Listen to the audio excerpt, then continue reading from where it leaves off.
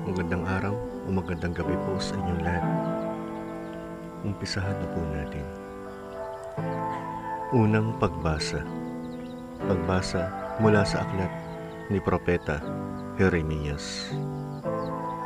Noong mga araw na iyon, sinabi sa akin ng Panginoon, magpakatatag ka, humayo ka, at sabihin mo sa kanila ang lahat ng iuutos ko.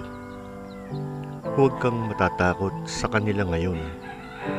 Pag hindi ka sumunod sa akin, lalo kang matatakot kung naroon ka na sa kalagitnaan nila. Pakinggan mong mabuti ito, Jeremias. Ang bawat isa sa lupaing ito, ang mga hari ng Juda, ang mga pinuno, ang mga saserdote, at ang buong bayan ay sasalungat sa iyo.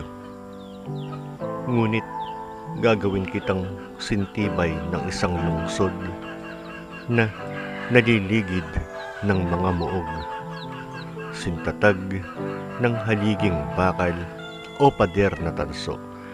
Hindi ka nila matatalo sapagkat ako ang mag-iingat sa iyo. Akong Panginoon ang nagsasabi nito. Ang salita ng Diyos.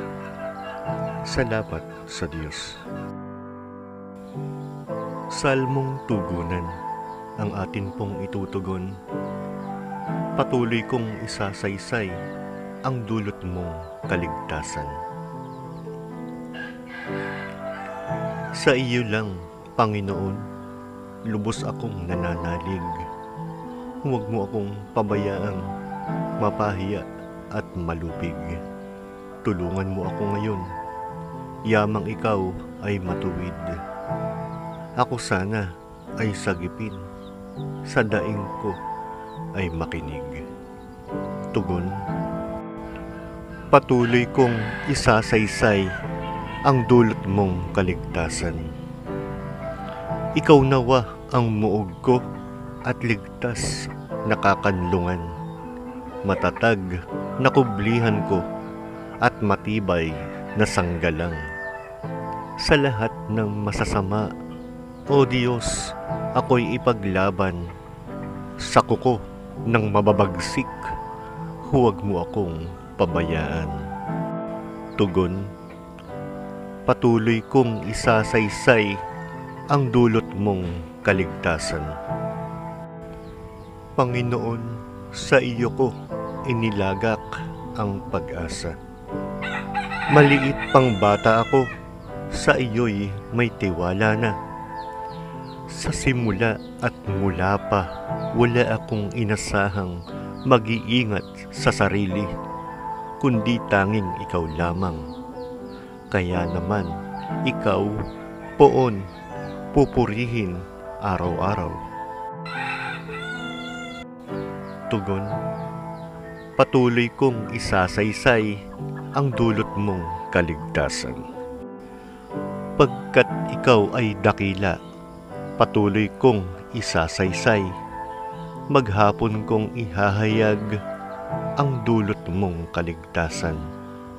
Sapul pa sa pagkabata, ako'y iyong tinuruan. Hanggang ngayoy sinasambit ang gawa mong hinangaan.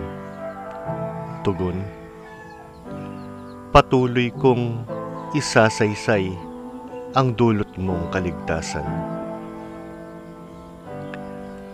Alleluia. Alleluia, alleluia.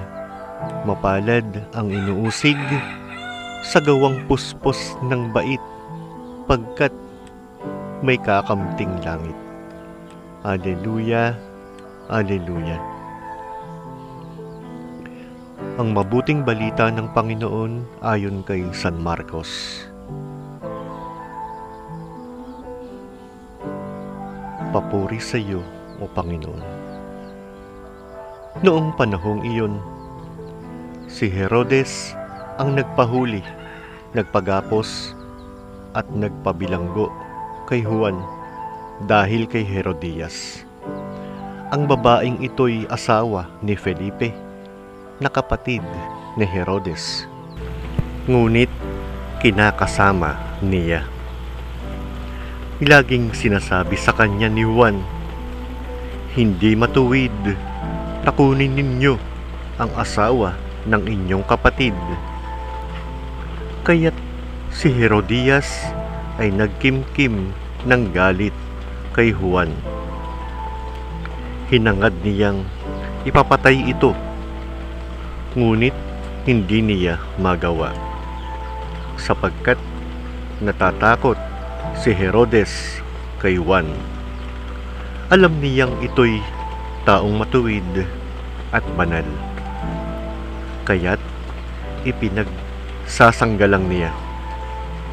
Gustong-gusto niyang makinig kay Juan, bagamat labis siyang nababagabag sa mga sinasabi nito. Sa wakas ay nagkaroon ng pagkakataon si Herodias nang anyayahan ni Herodes sa kanyang kaarawan ang kanyang mga kagawad, mga pinuno ng hukbo at ang mga pangunahing mamamayan ng Galilea. Pumasok ang anak na babae ni Herodias at nagsayaw. Labis na nasiyahan si Herodes at ang mga panauhin, kaya't sinabi ng hari sa dalaga, "Hingin mo sa akin ang anumang ibig mo at ibibigay ko sa iyo." At naisumpa pa niyang ibibigay kahit ang kalahati ng kanyang kaharian kung ito ang hihilingin. Lumabas ang dalaga at tinanong ang kanyang ina, "Ano ang hihingin ko?" "Ang ulo ni Juan Bautista," sagot ng ina.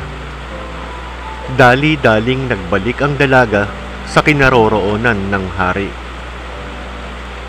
"Ang ibig ko po'y ibigay ninyo sa akin ngayon din sa isang pinggan ang ulo ni Juan Bautista," sabi niya. Labis na nalungkot ang hari, ngunit dahil sa kanyang sumpa na narinig ng kanyang mga panauhin, hindi niya matanggihan ang dalaga.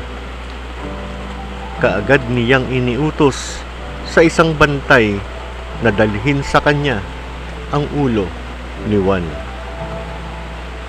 Sumunod ang bantay at pinugutan si Juan sa bilangguan.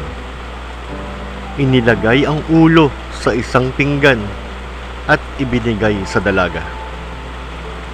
Ibinigay naman iyon ng dalaga sa kanyang ina.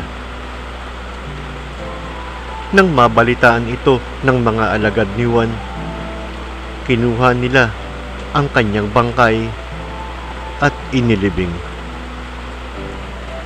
Ang mabuting balita ng Panginoon. Pinupuri ka namin, Panginoong Hesukristo.